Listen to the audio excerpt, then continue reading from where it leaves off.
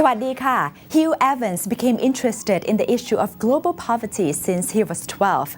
He set up organizations to mobilize young people to help solve this big global issue, and he was awarded the Young Australian of the Year award in 2004 at the age of 21. Hugh is now 29 and is the co-founder of the Global Poverty Project. He will tell us why we should care about global poverty and how we can help. Hugh, what drew you to humanitarian work? My work in the area of global poverty started when I was 12 years old. It was then that I was living in Australia, and a lady from World Vision came and spoke at our school about raising money for World Vision. And as a 12-year-old guy, I was quite an eager young person, so I put up my hand and I thought, how cool would it be if we could become the highest fundraising school in the country?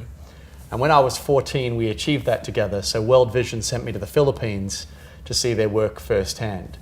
And there was one night in the Philippines that impacted my life to such a huge extent that I've never ever been the same since. And this night I was taken to a slum called Smoky Mountain, built on top of a rubbish dump in the center of Manila. And World Vision placed me in the care of a guy my own age. We were both 14 years old. He was a young boy by the name of Sonny Boy. But where I'd come from, suburban Melbourne in Australia, he had tattoos all over his forearm because he was about to become his gang leader at the age of 14. And he took me to his house and we cooked this meal together that night. And naturally, when it came time to go to sleep, I thought we'd be going to some kind of bedroom to go to sleep. But we simply cleared away the pots and pans and lay down on this concrete slab, myself, Sonny Boy, and the rest of his family. And we laid there that night with the smell of rubbish all around us and cockroaches crawling all around. And I didn't sleep at all, but I remember just thinking to myself, it's pure chance that I was born where I was born and he was born into extreme poverty. Our roles could have equally been reversed. And so I committed that night. I said, I'm going to commit my life to this. What about your parents? Did they play any role in nurturing you to be interested in these issues? Yeah, well, my parents came from a very diverse background. Both my dad was a hydrogeologist, so he worked across Southeast Asia, Vietnam, China, even here in Thailand, and actually in groundwater management programs. And I'd never traveled with my dad though, so I had never been into the developing world with him. My mum was a jeweler actually, so she came from a very different background altogether, but they both were really encouraging. And so when I got back from the Philippines, I said to them I wanted to spend a year living in India, and they weren't very excited about that idea, but eventually they let me go. And so I went at the age of 15 to live in India for a year. Yeah. What happened in India? I was living in the Himalayan mountains in a community called Mussoorie at a school called Woodstock School, which is an international school there. And every weekend I'd come and try to volunteer with Mother Teresa's orphanage in Dehradun, or also in the slums of Delhi. And that year totally turned my life upside down. I think I went to India as a very self-conscious 15-year-old student, and through just seeing the immense challenges of those living in extreme poverty, I came back with the realization that 2/3 of the world don't live as we live, and it's really what sharpened my focus and perspective on these issues. That age, I thought, this is it. I want to do everything I can. And then you went to South Africa as well? Yeah, so South Africa happened a few years later. I finished high school in 2001, and I got into a degree to do a law and science degree at Monash University in Melbourne, but I knew that my passion wasn't to become a lawyer immediately, and so I deferred that and went to live in South Africa for a year, working as World Vision's first youth ambassador. I was living at an orphanage called God's Golden Acre. It was an orphanage for 100 children who had been orphaned by HIV, AIDS and violence in KwaZulu-Natal, South Africa, between Durban and Pietermaritzburg. And there, that year was incredible. Like, I arrived and the lady who founded the orphanage, she said, Hugh, I see you've done some work for World Vision. Could you establish for us a child sponsorship program? And I was only 19 years old, I was like, of course I can.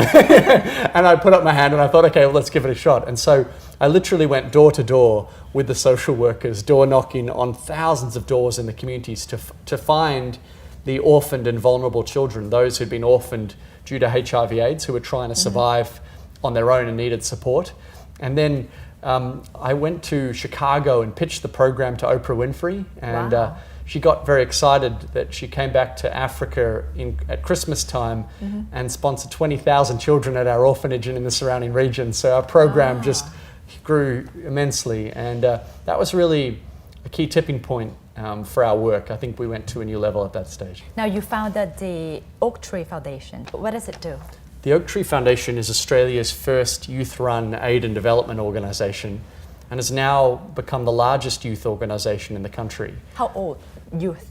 Well, you have to be under the age of 25. So I retired 4 years ago when I turned 25, and I stepped down. It's only driven by young people. So the board has a majority of young people on it.